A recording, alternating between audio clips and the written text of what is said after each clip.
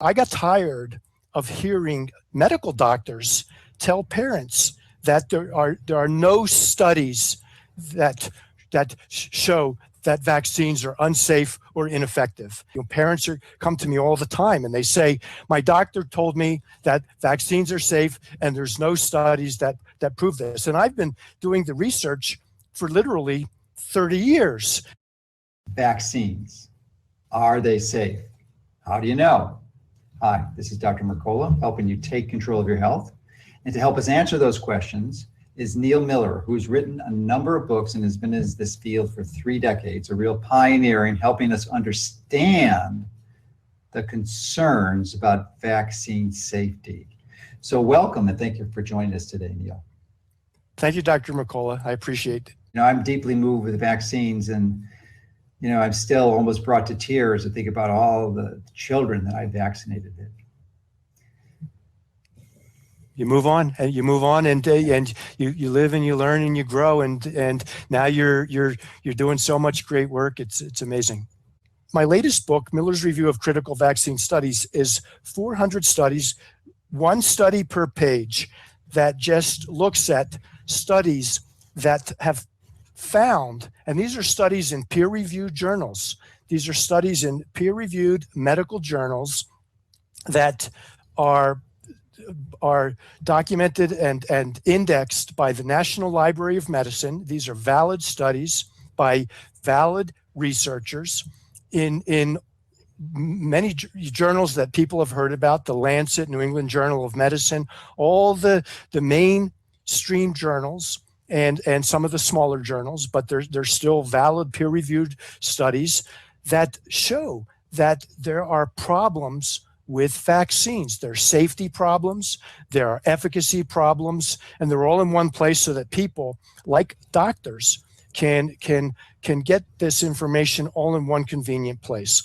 And today, I've seen that this book has been very effective with medical doctors. When medical doctors who are on the fence or who are even opposed to vaccines get this book and read it, I hear back from parents that their doctor is no longer pressuring them to get the vaccines. Their doctor is now respecting their decisions to not vaccinate or to go to some sort of alternative vaccine schedule if that's the choice that these parents make. So some of your earlier books, I'd like to just paint some broad strokes now.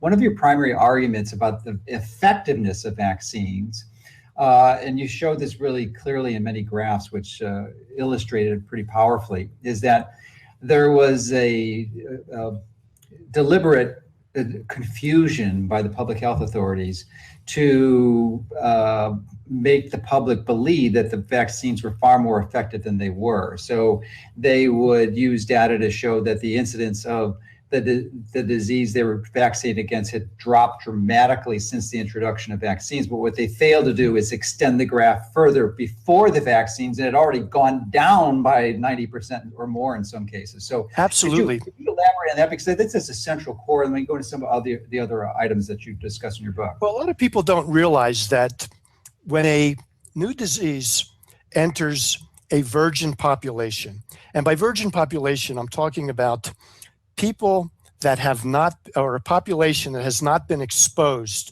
to the disease.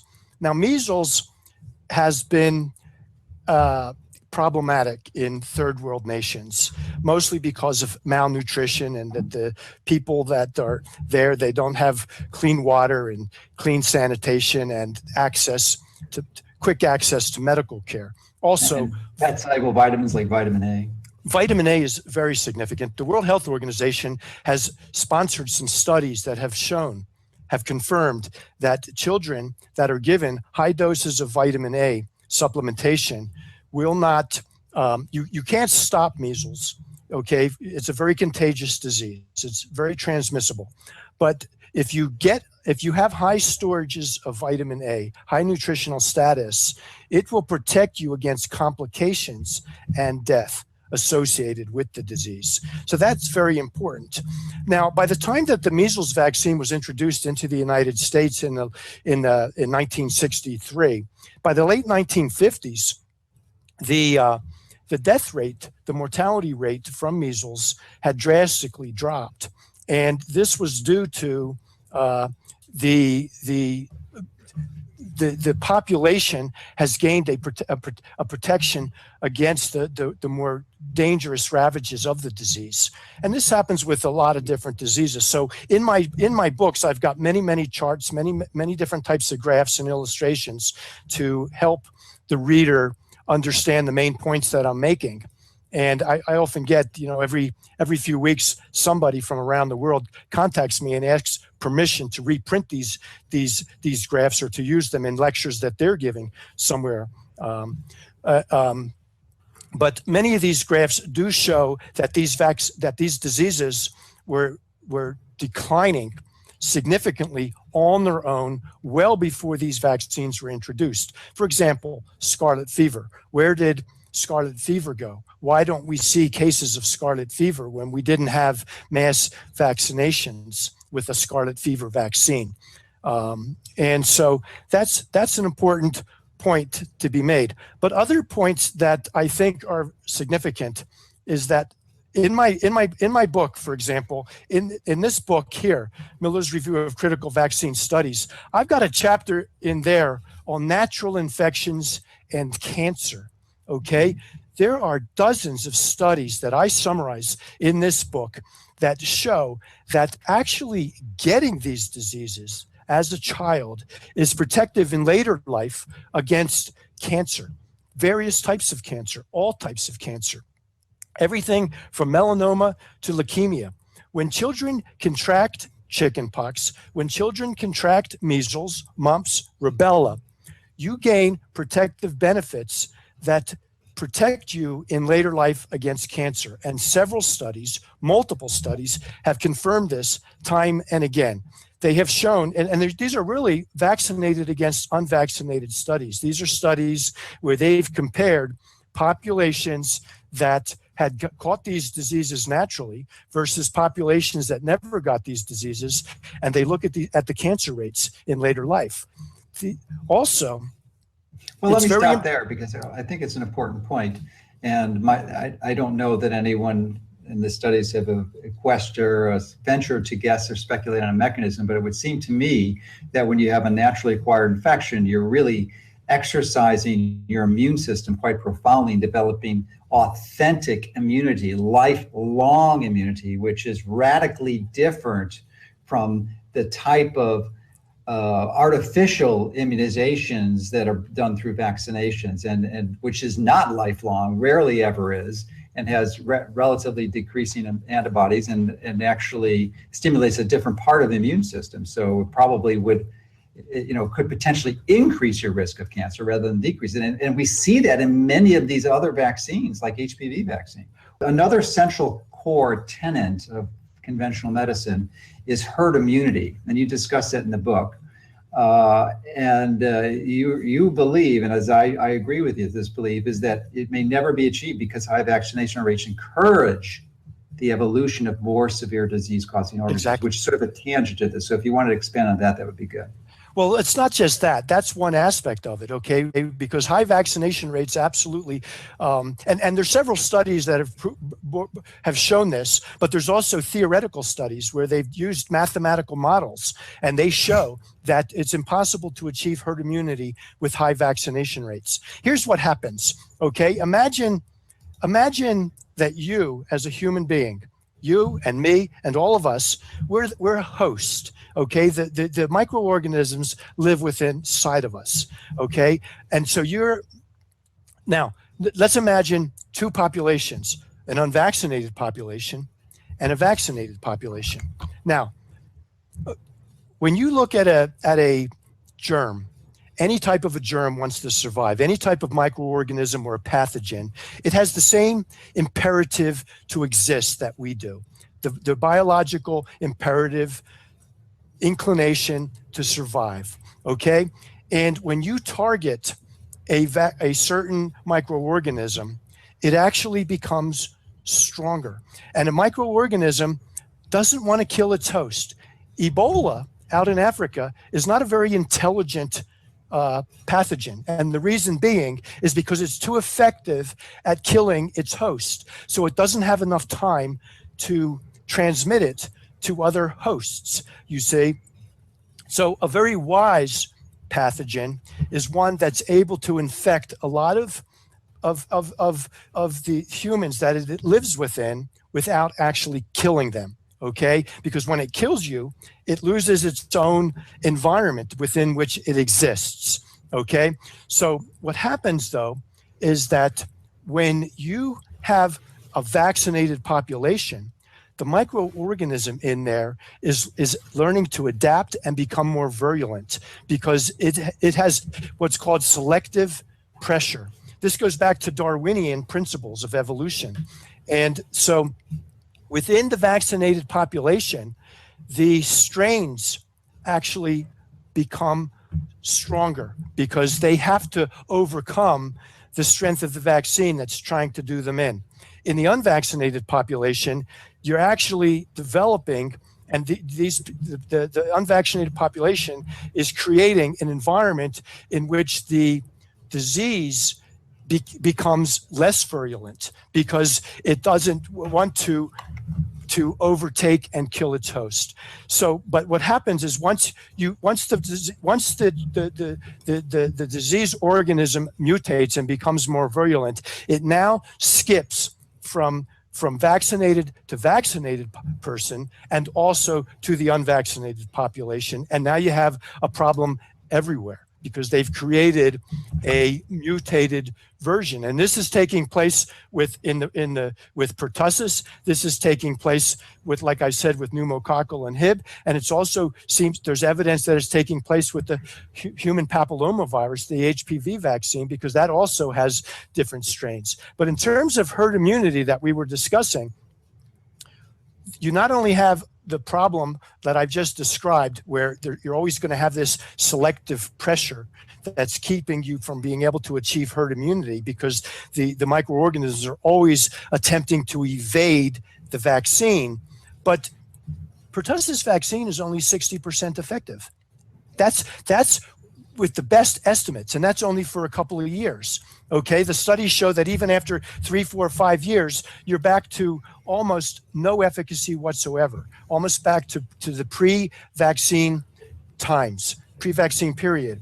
So how can you expect to achieve herd immunity with a vaccine that is only 60% effective? You can vaccinate 100% of the population, and you cannot achieve herd immunity with a vaccine that is only 60% effective. Since vaccines are promoted as being life-saving, they're given to children to protect them against dying from infectious diseases. So we gathered all the immunization schedules from the 34 nations, the United States and the 33 nations that had better infant mortality rates. The United States had the 34th best or 34th worst infant mortality rate. 33 nations. In all the countries you looked at, the worst. Yes, exactly. It had the worst. 33 nations in the developed world had better infant mortality rates. So we did a study and we found what many people would find to be a counterintuitive relationship. Unless you understand reality. Yes, and exactly that's what we found. We found a statistically significant relationship.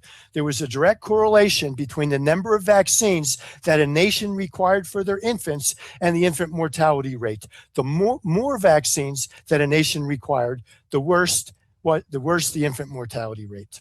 So that's a study. People can go up on my website. They can read that study. And your website is? Think Twice. ThinkTwice.com. All one word, no hyphens. Just think twice. Well, let's go back to that other study that you had that was, maybe it was the one you published also, that analyzed nearly 40,000 reports of infants who had adverse reactions after vaccines. And yes. It showed that the infants who had the most vaccines were significantly more likely to be hospitalized or die when compared to infants who never received vaccines. So that was a separate study that you published? Yes, so this is the second study that I co-authored with Dr. Gary Goldman. And in this study, what we did is we accessed the Vaccine Adverse Event Reporting System database. So just in summary, quickly, I just want to mention that when you buy a vaccine for your child, when you go to the doctor's office and buy a vaccine, a portion of the money that goes into that vaccine actually goes into a congressional fund. Congress in 1986 established a congressional fund to compensate parents when their children are damaged or killed by vaccines.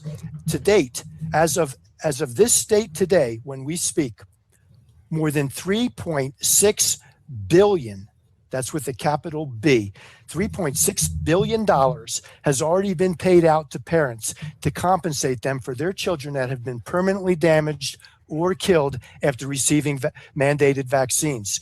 Now, but you know what the real tragedy of that number is? It literally should be 10 to probably 100 times more, because almost all the cases are thrown out for absolutely, and not just that, but theirs, right.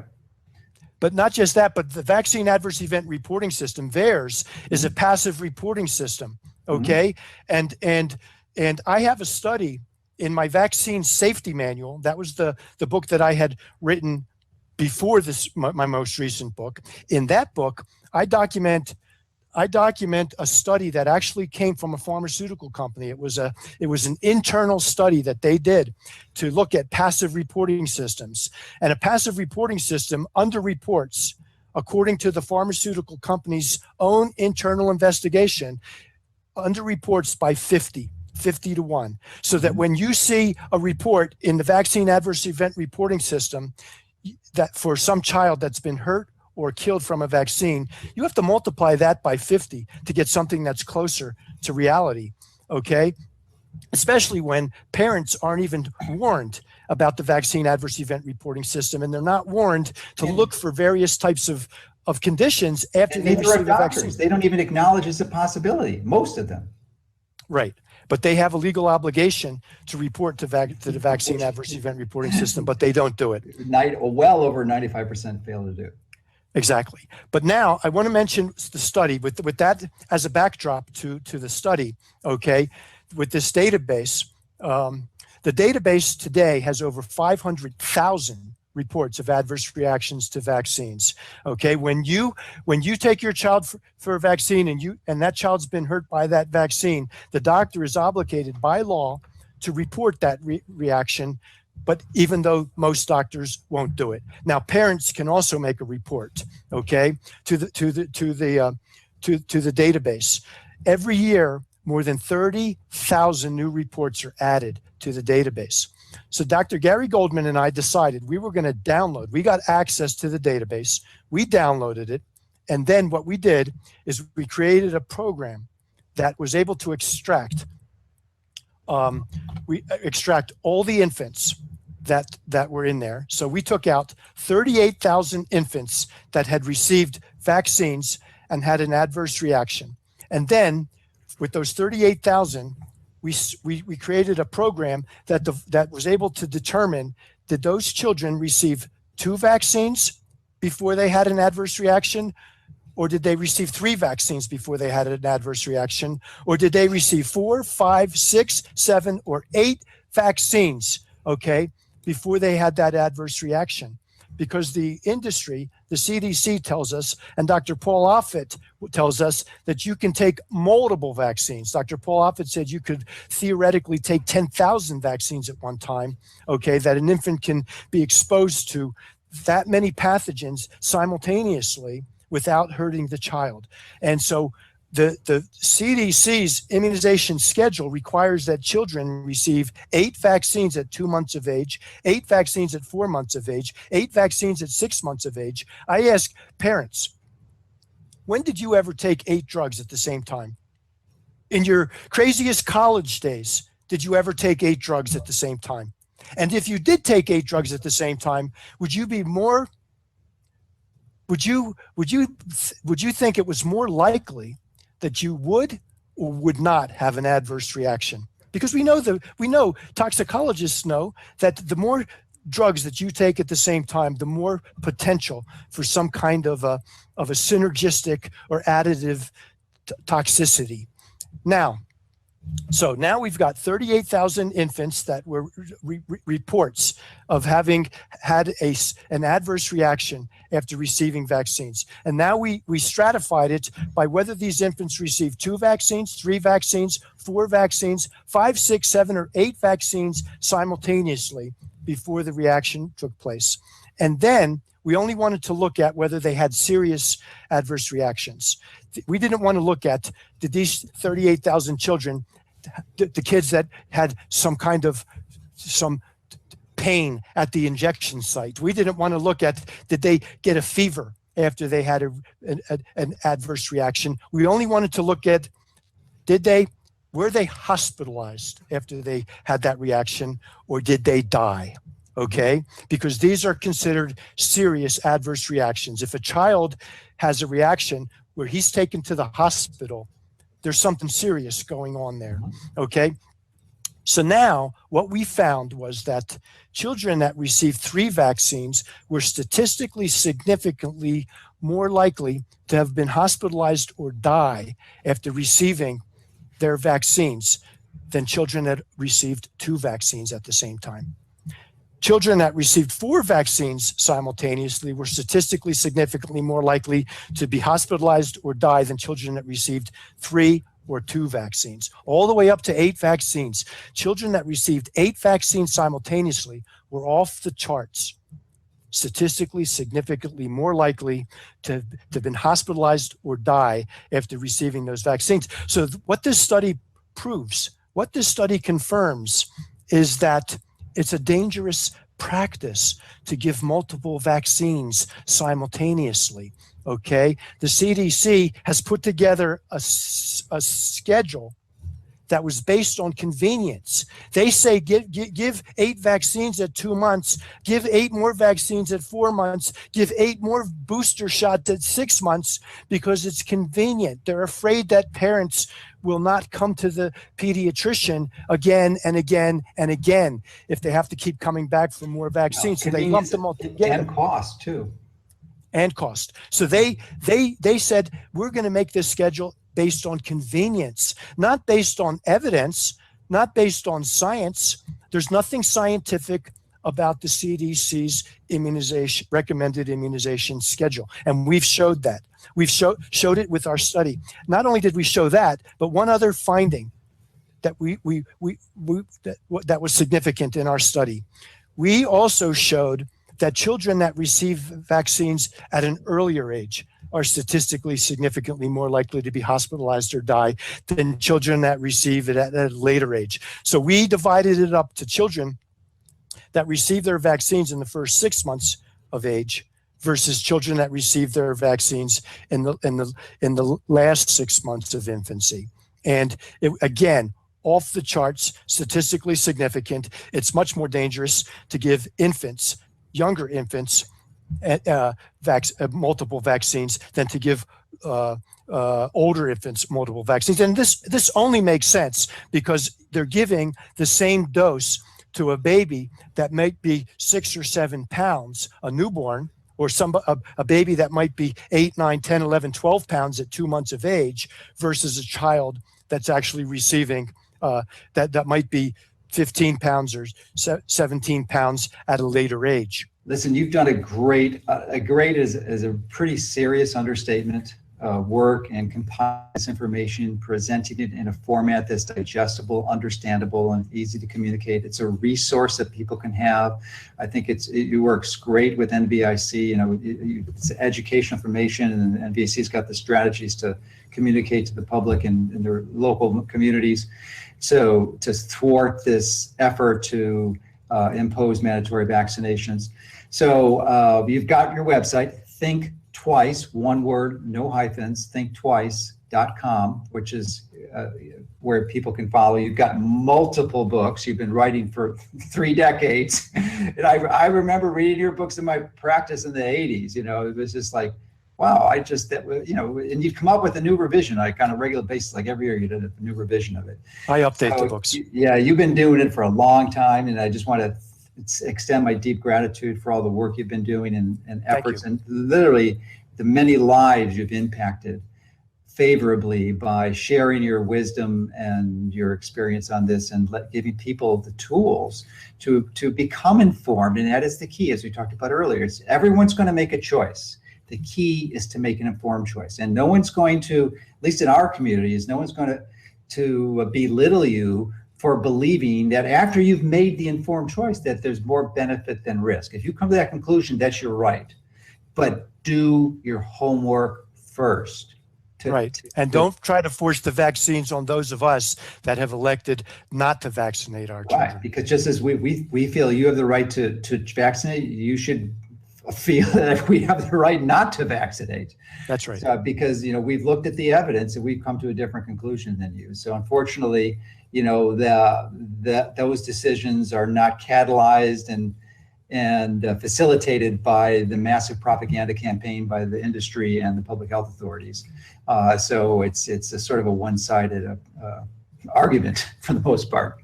Yeah. But I really appreciate what you've done. I think everyone, if they're interested in this issue, needs to pick up a copy of your latest book, because it's just loaded with, folks, we went into less than 5% of the book. Less than 5%, probably closer to 2%.